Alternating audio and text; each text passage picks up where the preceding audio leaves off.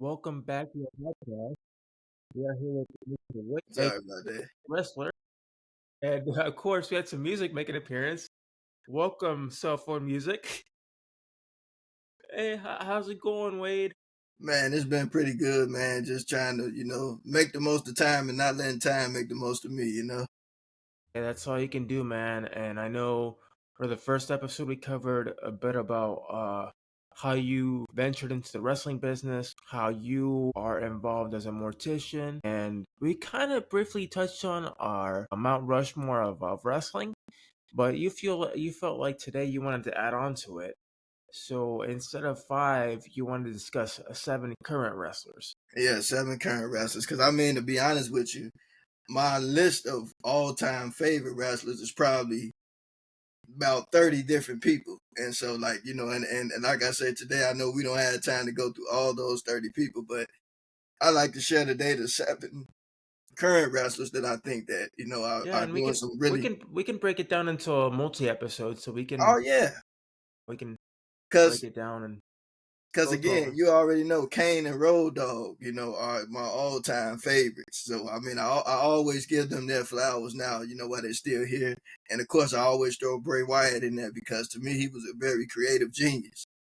But today, I'm gonna talk about the seven current wrestlers, and I'm gonna start it out with the lovely Mercedes Renando, and we all know who that is, aka Sasha Banks, baby. Mercedes, very interesting. Why is that? Well, because when I first like kind of saw her when she was in WWE because I know, of course, everybody starts out on the indies. She started out on the indie scene around like 2010. She didn't get to like WWE till maybe like 2012, I believe. But what I actually like about it, like I love her, her demeanor. I love her character as the boss lady. I love, her Sorry, gimmick. that's me. I like the way she wears her hair. You know what I'm saying? Like to me, she puts a lot into her character. And Yeah, I think she's a very good wrestler too. she does. She gets a lot of her mannerisms from Snoop Dogg, because they're both Yeah, related. that's her cousin. Yeah, she's also cousins with Brandy and some other people, I believe. But yeah, but to be honest with you, I think she's My dog in the background. I apologize. There's my dog, everybody. Yeah, so I agree with you on that. The only thing that she's got to work on, and this is just my opinion, is she comes off kind of like, odd to herself, a little entitled sometimes. So I feel like she needs to tone it down a little bit, you know? yeah. I think for the most part, like and I'm gonna be honest with you, like first of all, like I can say that being a black wrestler alone is kind of sometimes have been kind of challenging for some people, and I think sometimes it's kind of like some people kind of like try to demand the respect, because like nobody's really gonna give it to you. You gotta earn it. And so like I True. mean, to me, I think that she plays her part really well. And like I said, she's good on the mic too. And like I said, I like her confidence. She's pretty brilliant in the ring, and like I like pretty much like this. I love the Sasha Banks gimmick. I love the Mercedes gimmick that she's kind of using her real name in a sense.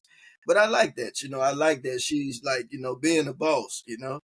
And I really kind of like the storyline with her and Bailey back in WWE too. Like that was a pretty good one. Yeah, I agree. I mean, she's a great wrestler and on. I mean, she's done really well for herself, except for the fact that they're kind of overdoing it with her being champion everywhere, you know? Like spread the love a little bit. It's okay for you to put other wrestlers over, you I know? agree. It's And you not know just what? you. I agree, and it's amazing that you brought that up because that's actually something that I'm gonna talk a little bit about today too when I get to a certain individual. But I agree. Like I think that in the wrestling business, everybody is talented. So I try not to use the word like this person is talented at that because everybody in the wrestling business, whether you're on the indies or whether you're in AEW, WWE, or or even TNA, Ring of Honor, which kind of hooked up with AEW now. But to me, it's like all of those individuals are talented. There are so many talented wrestlers out here, so I don't really want to really use the word talented, but I would say that I like her skill set, and like I said, I Yeah. kind of love the boss lady gimmick. But I agree that everybody should be willing to put other people over. I agree with you there.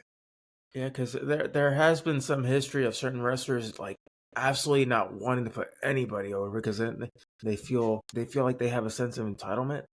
I can understand that. Yeah, and I'm gonna be honest, like, from my experience of training, I could understand because I kind of had like I had a bit of a female wrestler kind of try to bully me a little bit, so I get that. Yeah, yeah. But I get uh, that. other than that, that's a good first pick. So what's your next one? So my next pick would actually be, you may be familiar with this young lady, but I believe she goes by the name of Izzy Marino or Izzy Mania.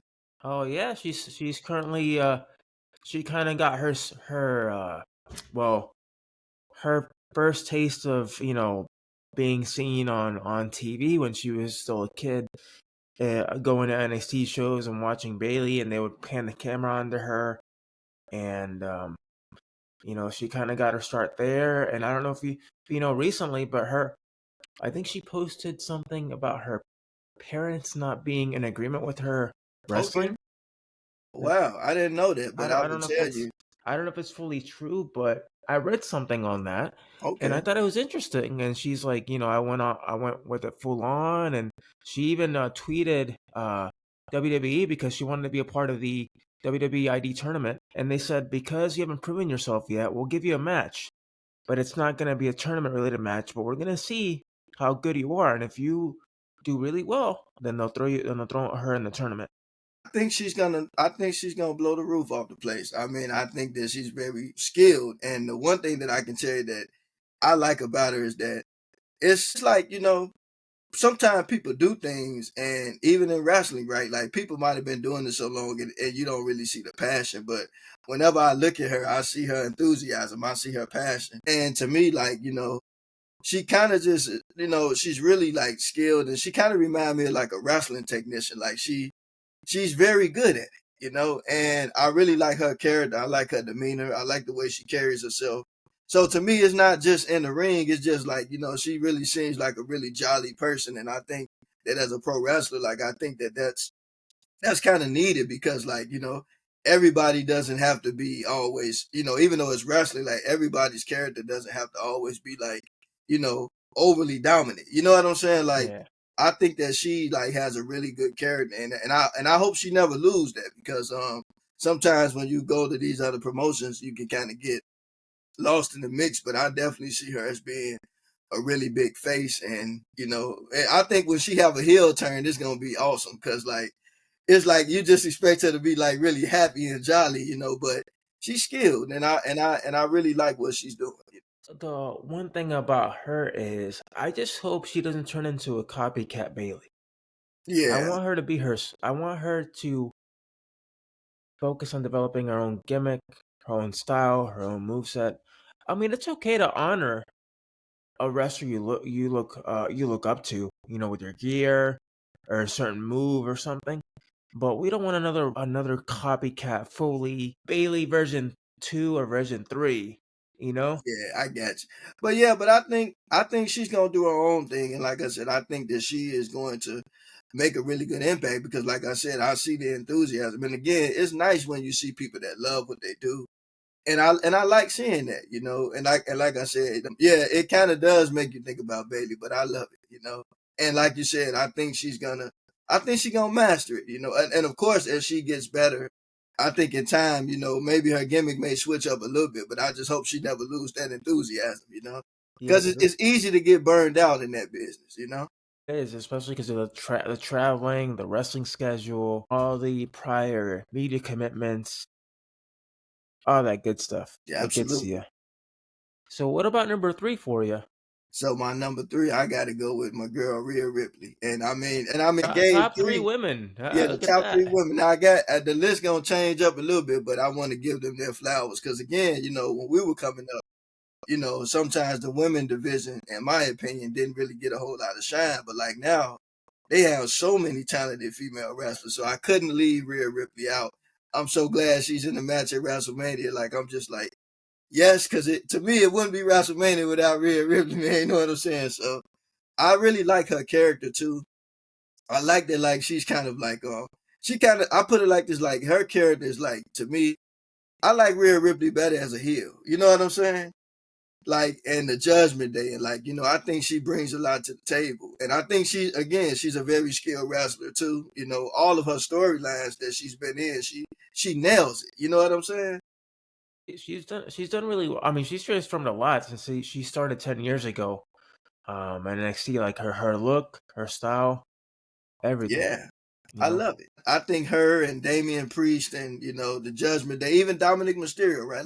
And even my boy Carlito, one of my all-time favorites. But it's like I really want to give some of the women's their flower too, because like I said, like that division coming up, I didn't, they had a lot of people, but they didn't. I don't really think they got a lot of shine like they're getting now, Yeah. and so I commend Rhea Ripley for that too, because she's definitely been a part of that change. Yeah, I agree. She's been an instrumental part of the women's revolution in the WWE, and She's still young, and she's got a whole bright future ahead of her still. Absolutely. I hope she wins at WrestleMania too, by the way. Like I'm rooting for her. Yeah, we'll see. I mean, we'll just have to wait and see how they book it. Yeah. What about for you number four, So number 4, I gotta go with The Miz. The Miz? Yeah, he's one of the all-time greats, and I would have to say that, even though some people do disagree, but I think he is. He's been the longest tenured full-time wrestler in WWE Yeah, history right absolutely. now. And I'm gonna tell you, going back to your point earlier about putting people over, everything that they give the Miz, he does it very well. And what I mean is, like, the Miz Yeah, can be, he can be on the top of the cards, he can be at the very bottom of the cards, but guess what? He makes the most of every moment. And I think that for me, he's a very talented, again, Hall skilled of Famer. wrestler and Hall of Future Famer, because, future like Hall I of said, Famer. everything that the Miz does, right? Like he the Miz, because this is what I mean. There's not too many wrestlers I know that like they can be at the top, and then like and then sometimes like they can go to the top and then they don't mind doing other things. Like this, the thing, the Miz is good on the mic. He's good. He's good wrestling. He's good at doing silly stuff, serious stuff, and all of his storylines. Like if they just have the Miz backstage interviewing somebody, he's gonna make it interesting. Like the Miz is one of those wrestlers that you can put him in any type of situation, and he makes the most of it. And I think that that's like the beauty of it, because like I don't think enough people probably give my brother his props and his flowers, but I think that to me he puts people over very well, and I gotta say I celebrate him for that. Like it's not too many people can do that, man. Like, and like I said, he does everything very Yeah, well. I agree. I mean, he's gone through several different gimmicks, and all of them have been executed very well. Yeah, and it's like and it's like, again, like wherever they put the Miz, like he makes the most of it. Like I said, sometimes you may not see him wrestle for a while, but he might just be doing an interview backstage and make it interesting or something like. But there is one thing that stands out with him out of everything he's done. Out of everything he's done, one thing that stands out with him is when he cut that promo on Bryan Danielson on Smack Talk. That was an amazing promo because he showed a little bit of everything: Yeah, the good side of him, the bad side of him, how good he is as a talker, yeah. and how engaging he is to get the crowd going and talking. And I'm gonna be honest with you. I'm hoping that next year, that God willing, next year WrestleMania, I'm hoping that they somehow the Miz finds his way back to one of the main events, because, like I said, he knows how to do all of that very well. And to me, I think that that should be celebrated, because, like you said, sometimes people don't want to put other people over, but he does. And I think your dog agreed with me, by the way. Right? Yeah, that is true. I think he does too, right, Nitro? Yeah, definitely a good choice to be the first male on that list. Who's your next one? My next one is Montel Vontavious Porter, MVP. MVP. That's my boy Yeah, there. I was a fan when MVP first came to WWE, and of course, like his first like match on tape was against my all time favorite Kane, and so like MVP, like, man, he just sells himself really, like, really polished, and I think, to me, whether he's managing or whether he's wrestling, like he does it really well, and I really like his gimmick. I like the way how the Miz have, turned the Hurt Business into the Hurt Syndication. I like that he's still working with Bobby Lashley and Shelton Benjamin, and probably Cedric Alexander eventually probably gonna join him. But I think it's brilliant, man. I think he's good on the mic. He's good fighting in the ring. Like he does everything well too, man. And I gotta celebrate my brother for that. I mean, his best work honestly has been him as a manager Yeah, out of his whole career. It's been as a manager because he's a good talker. He knows how to sell a gimmick, how to sell a stable. Like right now with the Hurt Syndicate, they're heels, but but the fans at AEW, they're treating them as faces, and I think absolutely. eventually there'll be a face turn. Yeah, Somebody from the Hurt Syndicate will turn heel, but then whoever stays in that stable, they'll go face.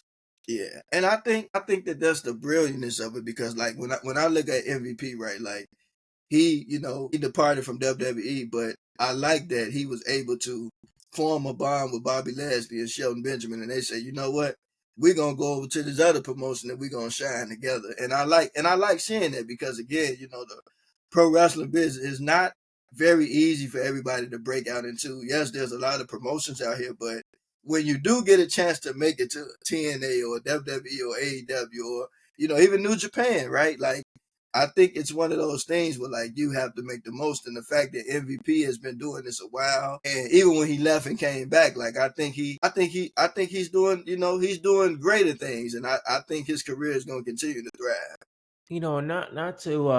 Not to bring race into it, but I feel like with the Hurts and they get an MVP. With him being there, he's and being a manager, he's building this next generation of not just wrestlers, but you're talking about African American wrestlers, which are Absolutely, are hugely and this is my opinion, underwhelmingly represented as champions. I agree. And you know what? I'm gonna be honest. I trained in the business for 2 years, and I can tell you that I wasn't really satisfied, to be honest, with the way that I saw like black wrestlers, to be honest. Especially it was one time doing Black History Month, right? Like it was like, but that's neither here nor there. But I celebrate all my brothers and sisters, like no matter who they are. But especially being a Black American myself, it's like I totally get it, and I like seeing MVP and Bobby Lashley and Shelton Benjamin and even Montez Ford and so many of the other people, Kofi Kingston, Getting an opportunity, getting yeah, a shot. just shining, and I celebrate them too. Even though Kofi's reign was, I feel like it was disrespected. Yeah, You know, man, I was really upset with that match against him and Brock Lesnar. Like, come on, man, I wasn't really satisfied with that. Like, I think they should at least let Kofi put up a fight, but like, just or at least hold the belt for longer because he didn't even hold the belt that long. yeah. But I mean, you know what? It's kind of funny seeing Kofi Kingston as a heel, though. Yeah, like right now it is, and him and Xavier Woods are just trying to venture into something different. Absolutely, I still would have loved Biggie to come back as a heel manager. That would have been pretty cool. yeah, yeah. I totally think so. Even though he can't, even though he chose not to wrestle anymore, which honestly, that's the biggest. That's I give him a lot of respect because he walked away when he was still healthy versus him. Mhm. Because what happened with him and Rich Holland was unfortunate, and regardless of whether you like Rich Holland or not, he didn't deserve those death threats by those Yeah, fans, and I especially think online. that's I think that's so, and I think that's so silly that like people, you know, they send out death threats over dumb stuff. I think that that's kind of silly to do that. You know, I don't know. People must not be really happy with Yeah, their lives because. And then, like I said, I don't really think it's worth doing that because, like I said, everybody not scary out here. So, I think that, I don't get it. Like, I just think people should have more love in their heart toward one another. Like, some things is just not that serious. yeah, and I'm glad that WWE still gave Rich a chance to help hone his skills and get better in the ring versus just saying, "Hey, you caused this, and we'll let you out." But I think Biggie had a lot to do with him still staying in the company. Yeah, I agree. But like I said, but like he I don't know, like I feel like I don't know, like, but I mean it just still seems kind of funny seeing Kofi Kingston turn heel. Like that's funny. Yeah, yeah, yeah. And I think it's great how they incorporated his family, and his family was against him being heel.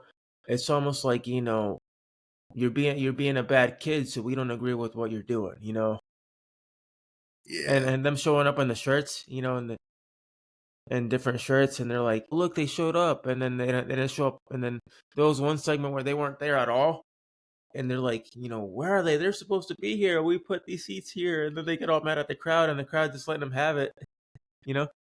yeah, absolutely. Who's your six? I got to go with Logan Paul. Logan Paul? Absolutely, and I'm gonna Hold tell on, you why. hold on. I gotta listen to as to why Logan Well, Paul. so first of all, I like that WWE is kind of tapping more into social media age, and again, like pro wrestling is entertainment, and I like how he's kind of was doing big things over on YouTube, and they brought him over to like WWE, and to me, he works really well as a heel. You know what I'm saying? It's like he was a lovable guy on YouTube because WWE, and then he turns like I love it. And to me, I celebrate people because like I understand that he he kind of took a different route of getting into the business, which I Yeah. understand because it is a business. But I think he does what he does very well. I think he's skilled in the ring, and then too again he does really great promos too. You know what I'm saying? Yeah, I mean, as an individual, I don't agree with half the stuff he says and he talks about, but as somebody who's been coming up in the business and as a performer, he's done very, very well, and I gotta give him all that respect. Yeah, and I'm gonna be honest, he did it in a short time at that. I think that that's something that not too many people have did. And I know sometimes some people like, well, it took me 15 years, but I think just because it takes some people 10 years to do something, it doesn't mean that we have to hate on anybody that did it in a short amount of time. You know what I'm saying? Like I feel that everybody has their own story. Everybody has their own legacy. So to me, I'm like, I think the brother's good at what he does. Yeah, I don't think he's primarily hated because of his promo skills. The reason he gets so much heat is because, oh, you have a kid that walked in who's a YouTuber who can talk and has gotten better in the ring, Yeah, and now you're giving me a reason to actually hate him. yeah. And that's why everybody is so invested in him because he came from out of nowhere. Hmm. He didn't come to NXT. He wasn't a part of LFG. He just Absolutely. walked in. He used his Yeah, celebrity status and his YouTube to get into WWE. yeah. And And you can disagree with me and hate me all you want, but it's the damn truth. but you know what? I don't. I put it like this: there's no disagreement there, but it's just like I mean, I don't fault the guy for it. I mean, to be honest though, I think that's the thing that's like makes it so entertaining, right? Is that everybody's journey into something is different, and I think that's the beauty of it, right? Like again, some people have been doing it for 10 years, 7 years, and there are going to be people in life that come in and because I'm gonna be honest, when I trained for professional wrestling, right, there were people that came in after me, and I did it for about 2 years, and they got used and promoted. But I never looked at it like, well, why, like no, like I looked at it like, hey, whatever's for You you, looked at like it as a hobby, for yeah, for like I you. looked at it like me, I didn't care because I want everybody to shine, and I think that to be honest with you, I don't care who gives you the opportunity. You got to be able to rise to the occasion, and I think he's done a very good job doing that. I'll give you an example of somebody very persistent in that. Uh, Brian Myers. You know why I say that? Why you say that? Because when he was in WWE, teaming with Zack Ryder, he had a streak. He had a losing streak of 100 and I don't know how many matches, but he had so many losses. And then when it came to Mania, when he tagged with Matt Cardona, aka Zack Ryder at the time, and they won the tag titles, that's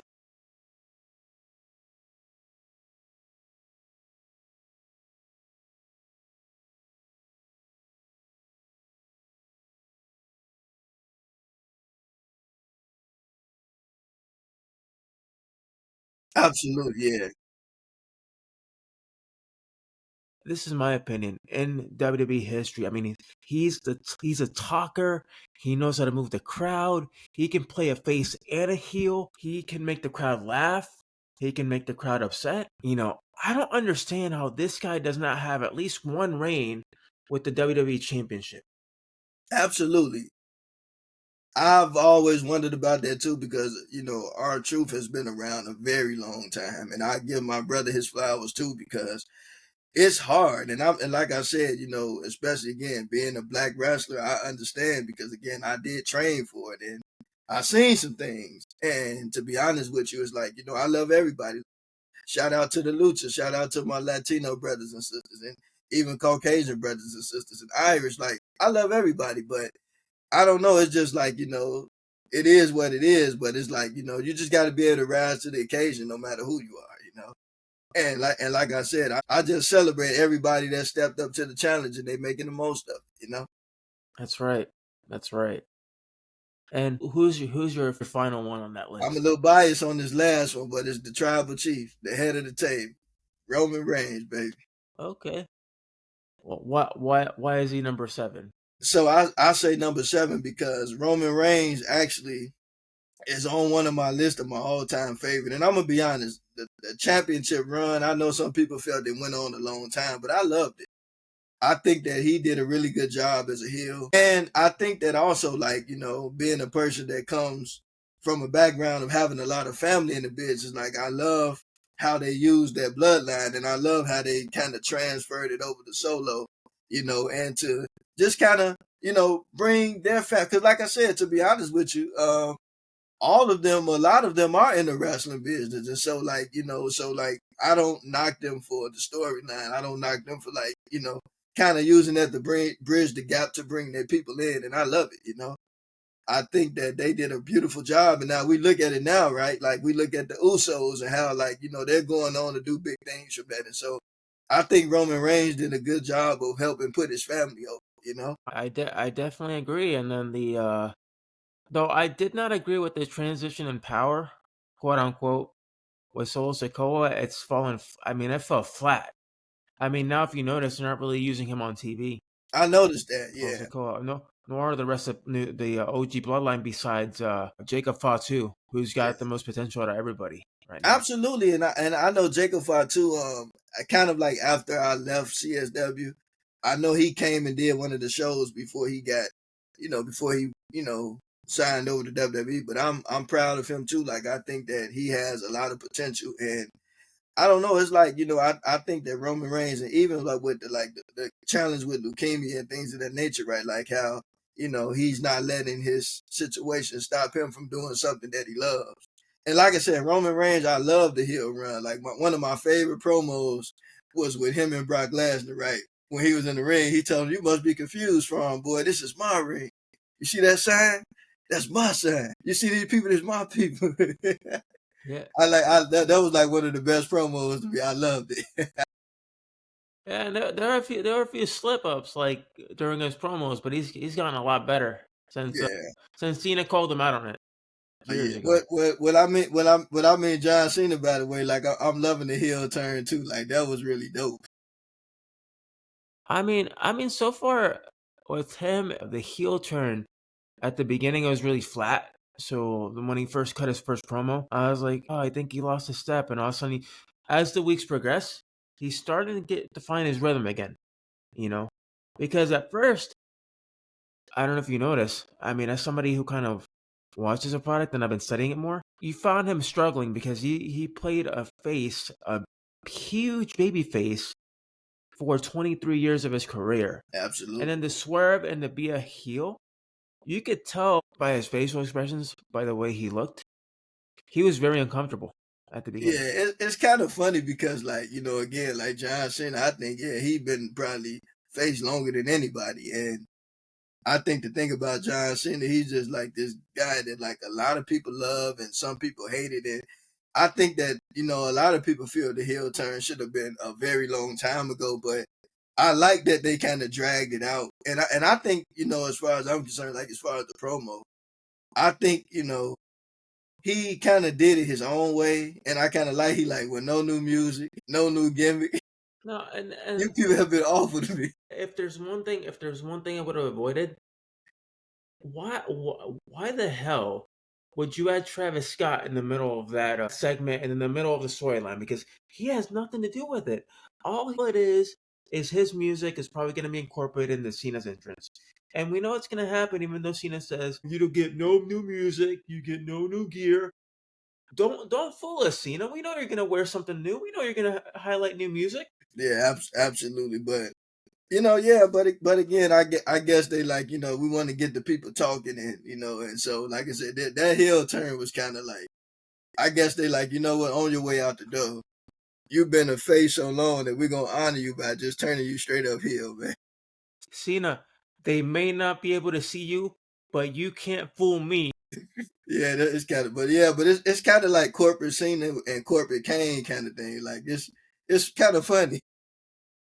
I mean, the real question is he coming back in shorts? Is he gonna come in a full on suit like he does for interviews? We don't know. I think I would like to see John Cena start wearing the suit more.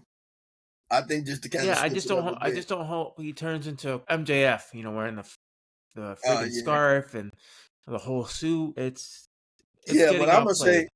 I'm gonna say that if my list were to continue, you took the words right out of my mouth. But MJF would probably, if I was to continue the list, he would definitely be on it as well. I know they were pushing him a lot more at first, and I think he nailed it. But I think that's the thing, right? Like, I feel like a lot of time in wrestling is like, sometimes when they push people so much, it's just like they don't really do anything else with them.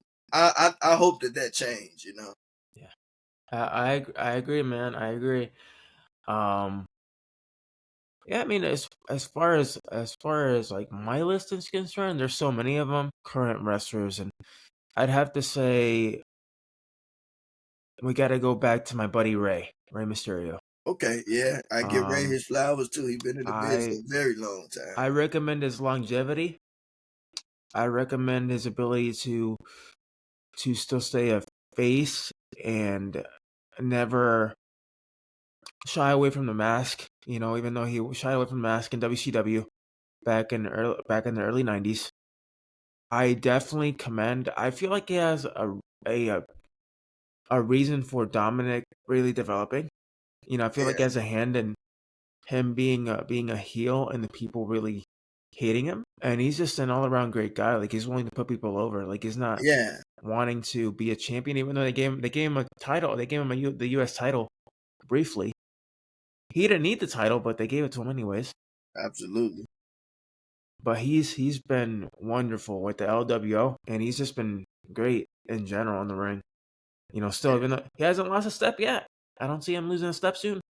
Yeah, and I think, and I definitely give Rey Mysterio his flowers as well because again, like probably having longevity in that business, like it's kind of tough, and so to see him still doing this thing and still shining and still putting people over, like I think that's a great thing. And again, even Dominic Mysterio, right? Like I'm very proud of him too. Like to me, at first a lot of people was like, he's not his dad and this and that. But the truth is, everybody is an individual. I don't care what their parents did or were, if they were the greatest basketball players or the greatest football players. Everybody has their own identity.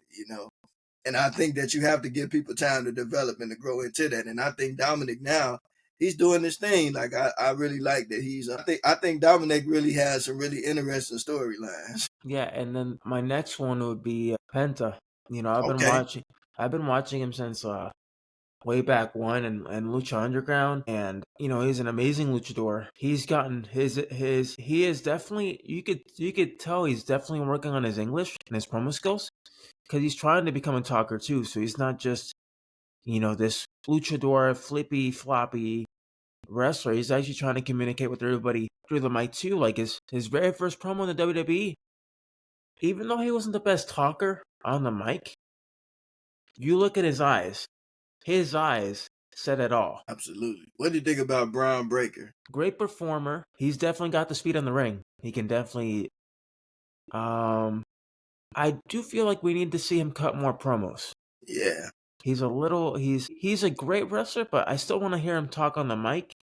And then I'm not sure what he is. Is he a face? Is he a heel? Is he in between? I I'm think always confused. nowadays it's just like a lot of more in betweens than anything. And but like I said, if my list was to be extended, I would definitely add LA Knight too. Um, he's been in the business quite a while, and I think he does his job really well. I think as far as the promos, his wrestling skills, like he tells pretty cool stories in the ring too. Yeah, I agree. I definitely agree. My third one would have to be, let's see. And this is kind of controversial for me. And as much as I hate him that he went to AEW and it's really messing with his legacy, Adam Copeland, aka Edge.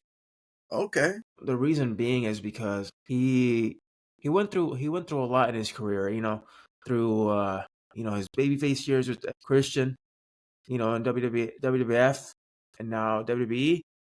And then he went and transformed into the rated R superstar yeah, Edge. He had that storyline with Lita and Matt Hardy, which is actually, and everybody knows this. It was a legit beef. They had legit beef with each other, because what was it that happened? Was it that I think no, Lita had gotten with Edge. That's what happened. And then they had to work together, so they had to put that aside, you know. And so that kind of helped, and correct me if I'm wrong. I feel like that built the persona, the rated R persona, as to where it is today. That was the beginning of it. yeah. Edge is definitely an all-time favorite. He's been in the business a very long time, and even with the injury and coming back, I'm actually glad that he pushed through and actually came back because again, I don't think sometimes people really understand that like these people and individuals, they actually put their lives and their bodies on the line to entertain people. And it's you got to really love it to be willing to do that. Yeah, and now he's focusing on really coaching the next generation of superstars. It's not about himself. You know, he did a good feud with Christian, and then Matt Cardona came back with one match, and he did really good with that. And the Cope Open is pretty awesome too. To see him defend the CNC title weekly against different talent, and putting them over, and Absolutely. building them up. But if there's one thing that really, really he shouldn't have done while he was in AEW, and this is recent, the match between him and Moxley, and when he used Spike and he put Spike in Moxley's back, and I don't know if you watched the video, but it's disgusting, man. They literally had to pull Spike out of Moxley's back, and you see the skin just coming Yeah, out, I didn't and see it, that it match. was so it was graphic, like it was like stuck on him like glue, and people were like, "How could you let this get this far?" You know, AEW is no GCW, but it seems to me like they're trying too hard to appease to that crowd. You know, And then I would say this, we gotta understand we want our brothers and sisters to still be able to perform in the ring. Now, you know what I'm saying? Like, yeah, we don't want nobody careers to get cut short. So I agree. like Edge, you don't need to be doing any of that, man. You're a Hall of Famer. You need to put people over, not try to mangle them. Yeah, and I think and I just think that that's one thing that I really like. Like, I admire all those individuals who have been doing it a long time, and they accept the fact that that been doing it what 16, 17, 20 years, or whatever. But it is about putting the next generation over because, again, everybody gets younger. The human body sometimes changes. You get a little slower sometimes, or, maybe you can't take as many bumps as you used to. But I think it's so important for the older generation of superstars to put over the younger generation of superstars because really, to be honest with you, that's the people that's going to continue to carry the torch. And so Right.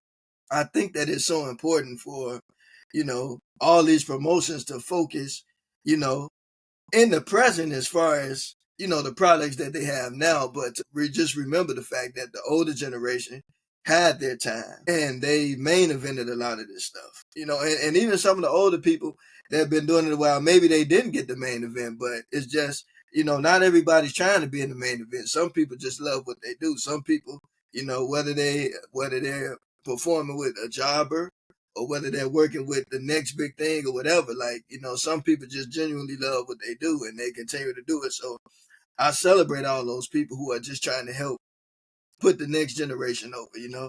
And I don't know if you saw Chris Jericho's latest promo, like before he walked out or whatever, but like, I think that was really awesome, like when he said, I don't have to help anybody in AEW, but I chose to help you because your failures are my failures. I like that promo. Like, I think and I'm gonna say Chris Jericho is also on my list of all time favorites, by the way, but I really like that promo, and I like how he's working towards putting the next generation over too. Yeah, now, although his run in AEW right now, and this is my opinion, it's been very lackluster. His ROH title reign was like unnecessary. I feel like they should. I'm kind of glad they took the belt off him and put it on Bandito because that whole side of the roster in ROH needs to revive. And by him leaving, it gives him a chance to rebuild that roster and make it look, polished. And that way everybody's like, oh, look, I have a chance at actually winning the belt for once versus Jericho hogging it, not really defending it. He wasn't really defending the belt. Do you think that Jericho's about to make his way back to WWE? No, no, You don't think so? no. I mean, because he would have said something, and I feel like he's too much of a McMahon guy to just come back to the company. I don't know. I think I He think I think some way somehow, Jericho may find his way back. But I mean, whatever he does, I think that wherever you go, it's just about helping put the next generation over. At this point in all of their careers, that's been doing it a while. I Like, mean, hey, I'd like to see him as a trainer, training, in the performance center or like NXT. yeah, Maybe have a few matches on occasion on NXT just to put people over. absolutely. Like, and you know who else I celebrate too? Funaki. Like, he's still around, and I think he's doing some training work too. But I think Funaki spent a lot of his career helping put other people over. Yeah, I agree. I definitely agree. And my number four would be Kenny Omega. Okay, Kenny Omega. Um, Yep, That's always been my guy since I first saw him in New Japan. Hell of a talent, hell of a wrestler since his PWG days. He's one of the safest workers in the industry. He never lets anybody get hurt. He knows how to work a crowd over. Definitely unfortunate that he's going through a lot of injuries currently. Not currently now, but he went through about a year and a half with diverticulitis and vertigo when he was a belt collector. And now that he's back, it feels good to see him back on TV and finally wrestling and being himself again. absolutely. Kenny Omega.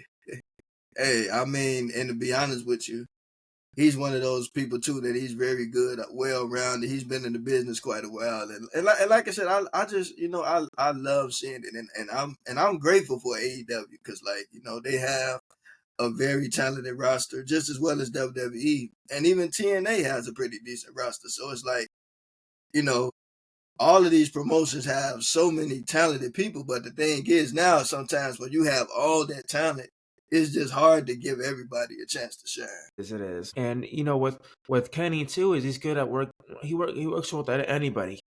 He can make anybody look good, no matter if it's a female, male. He makes anybody look good in the ring. That's a great thing. And that pays off, and now that's why he's AEW international champion right now. Absolutely. And hopefully, I see bigger and better things, and hopefully, he can work his way back to the winning the AEW title. I think he will. I definitely think Kenny Omega has a lot of more great stories to tell. He's gonna probably more than likely be champion again, and he's gonna do a great job with it. I have no doubt about that. And then my number six is, and I literally walked next to this guy at River City Wrestling Con. I walked next to him, and I got to I we kind of exchanged glances. The Icon Sting. Sting, okay. He's had a tremendous, tremendous career, dating all the way back to WWE, and this is This is like how when AEW fumbled not Ricky Starks. They fumbled Sting. Here's why I say that. Sure, he had a WrestleMania match with Triple H. Sure, he was there in several storylines with Seth Rollins when they were the Authority. Sure, it was 10 years too late with him to face Taker. But yeah, yeah, that was But there is no way in hell they should have had him feud with Taker when Taker was champion, and he should have been the one to break the. And this is my opinion and my opinion only. Sting should have been the perfect one to break the streak because you could have been passing the torch. Okay, so you have another guy who's kind of similar to Taker, except he has several differences. But we can build this guy to be the next Taker. You know, build a minor streak with him and then lose it.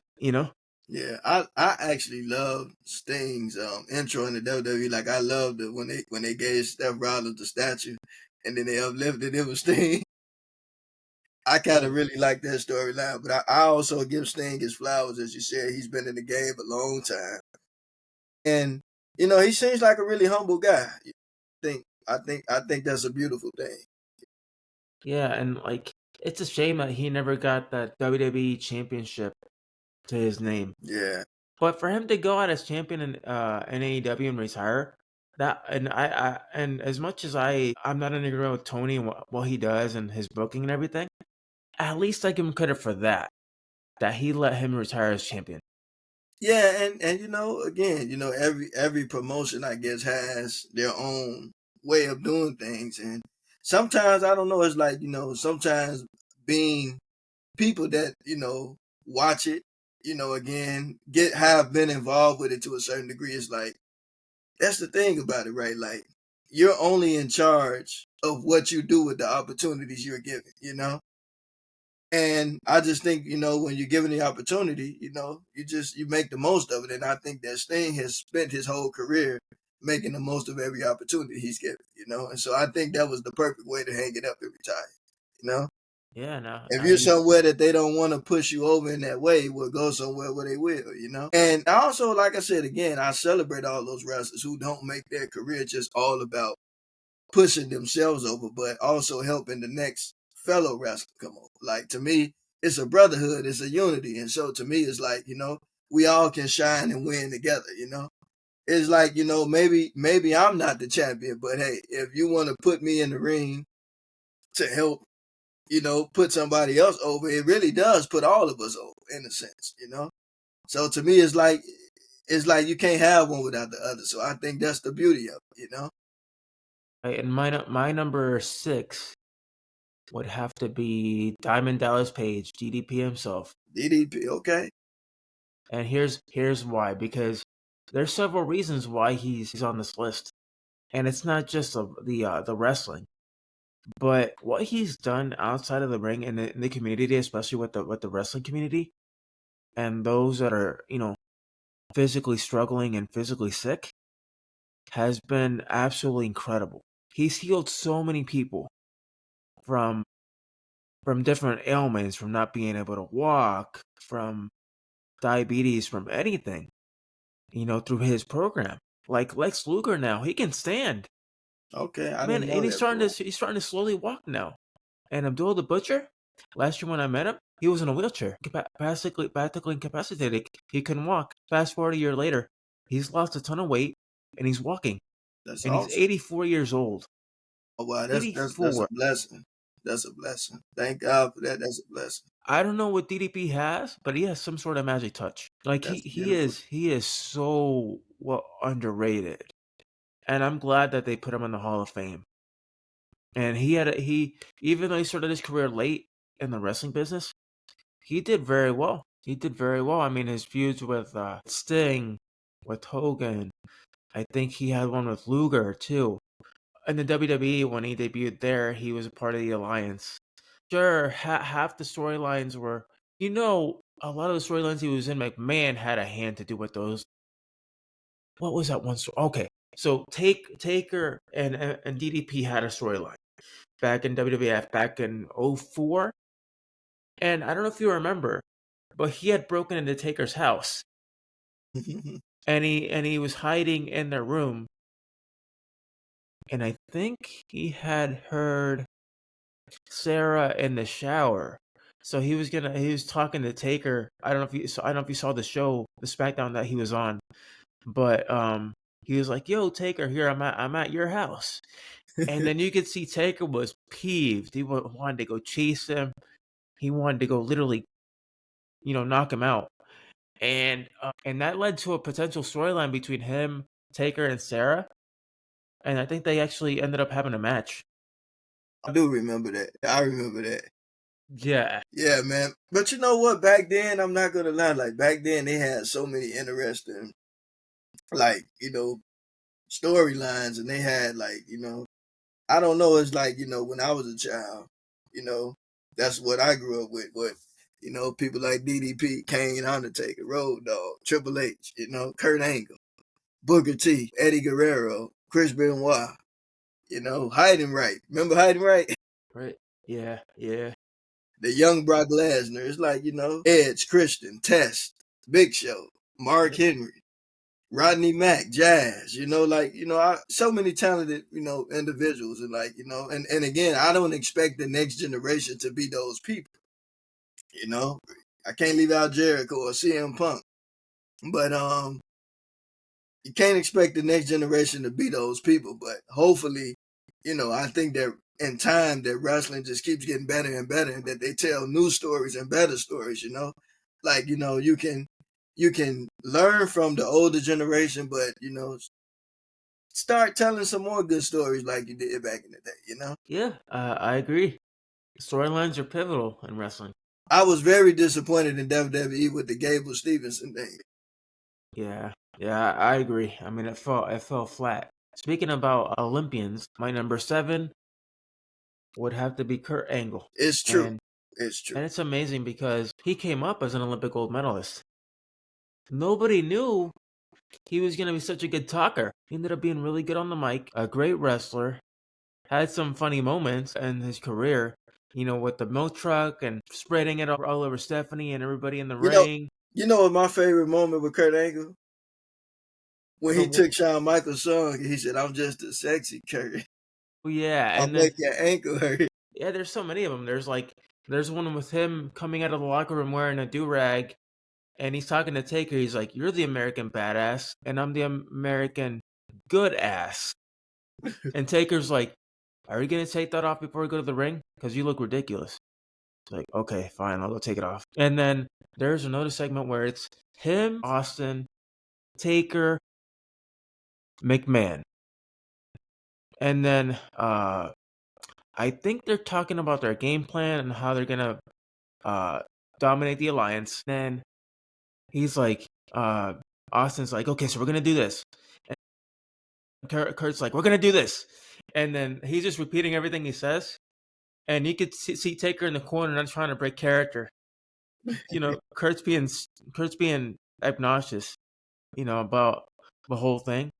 Yeah, and that's my thing, right? And that goes back to like what we're talking about, right? Like, we have so many fun memories of when we were children of wrestling. And I understand that like a lot of times, like today, right? Like how a lot of people like, oh, this person is the next this and the next that. Like I never look at nobody as being the next anybody. I think that all wrestlers should be themselves. I think that they should bring something new to the table and just tell the best story you can tell. And again, because there are many more interesting stories to tell, but I mean, that goes to the writers and the backstage producers. And, so I just hope that they continue to just get better. And Exactly. sometimes I think that it's okay to put over some people that haven't really had the opportunity yet, because you never know if you don't try it out. Yeah, and with Kurt too is the other thing that really the other segment that really caught my eye was the one where he was asking, I think, was it Austin? He's like, well, he got a gift. Where's my gift? And you give him this big old red box with a bow tie. He opens it up and it's a kid's cowboy hat, and he puts it on. And he's like, look, I'm a cowboy too, and he still has his hat to this day. He did a recent interview with somebody where he showed the hat and the gold medals, and he's actually stated to be at River City Wrestling Con this year. So The first person I want to meet when I get there this year is Kurt. I'm gonna go straight to Kurt, and I have my Olympic gold medals somewhere in my room. And he's the reason why I got into these Special Olympics, and he's a big advocate for the Special Olympics himself because he has a son with a disability too. I don't know if you knew that. I didn't. Yeah, yeah. His son Cody has I don't know what he has, but he has some sort of disability. So he was a part of he was a part of this year's Special Olympics. Okay. And yeah, and again, Kurt Angle, he's a very skilled wrestler. And I mean, again, I wrestled in high school, so I mean the Olympic style is totally different. But I mean, a lot of it you can use, and I think that it's, man, like when you are like a grappler technician, man, that's a powerful thing, man. Like, you know, that's like something that you don't really see too often anymore. But I think Kurt Angle is definitely one of the greats, and he's definitely on my list of all time greats. Definitely, Most definitely agree, definitely, man. without a doubt. Well, Wade, thank you for sharing. Thank you for sharing your first top seven here on the podcast today, man.